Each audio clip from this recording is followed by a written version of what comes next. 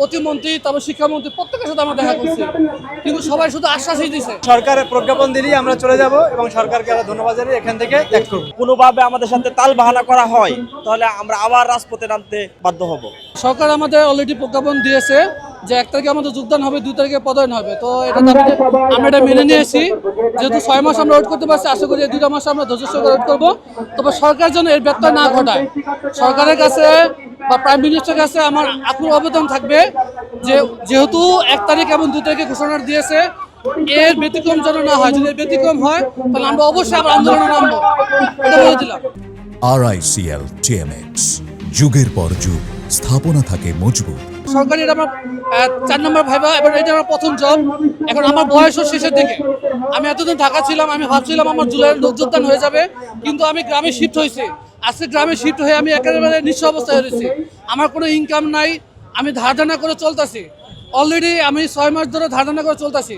একটা ফ্যামিলি চালাইতে মিনিমাম ঢাকা শহরে একেবারে মিনিমাম যদি চলতে চাই 30,000 টাকা লাগে। এখন 6 মাস করে গুণ করুন, এই 6 মাস আমার কত টাকা আমি ঘাটতিতে পড়ে রয়েছি। তো সরকারের কাছে আমার আবেদন রয়েছে, আমাদের প্রতি আর কোনো অবহেলা করবেন না। আমাদের যেহেতু প্রজ্ঞাপন দিয়েছেন, এই প্রজ্ঞাপন অনুযায়ী আমাদের নিয়োগ দেবেন, আমরা আরো 2 মাস ধৈর্য ধারণ করবো। এখন আমরা তো কোনো কারণ দেখছি না, কারণ আমাদের যত ধরনের কার্যক্রম আছে, স্বাস্থ্য পরীক্ষা, ডোপ টেস্ট, তারপর হচ্ছে NSA verification, police verification, campus verification সব আমাদের শেষ।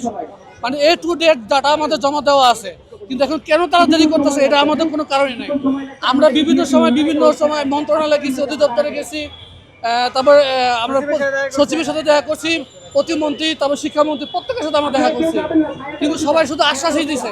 এই আশ্বাসের বাণী শুনাতে আজকে আমাদের 6 মাস পার হয়ে গেছে। 2025 সালে আমরা চূড়ান্তভাবে সুপারিশ প্রাপ্ত হই। সেই বিধিমালা অনুসরণ করে যে আমরা যদি প্রজ্ঞাপন পাই, এবং 2 অক্টোবর আমাদের জয়েনিংয়ের একটা তারিখ দেওয়া হয়েছে, এবং আমরা চাচ্ছি 4 অক্টোবর জন্য দেয়, কারণ সরকারি বন্ধ হচ্ছে বা ছুটি শুক্র এবং শনিবার, আমরা সেটা পদায়ন এটা মানতে পারছি না। বেসিক্যালি আমরা আসলে 4 তারিখ ডেটটা চাচ্ছি।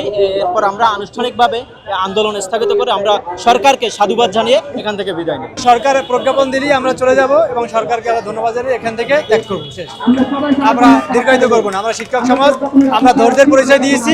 আরো 2 মাস আমরা ধৈর্য ধারণ করে সরকারকে আমরা সহযোগিতা করব। বিজ্ঞপ্তিটা ওয়েবসাইটে দেওয়া হয়েছে, প্রাথমিক ও গণশিক্ষা মন্ত্রণালয়ের অধীনে ওয়েবসাইটে দেওয়া হয়েছে। ঠিক আছে, আশা করতেছি ইনশাল্লাহ এটা সঠিক থাকবে। আর যদি কোনোভাবে আমাদের সাথে তাল বাহানা করা হয় তাহলে আমরা আবার রাজপথে নামতে অধিকার আদায়ের জন্য বাধ্য হব।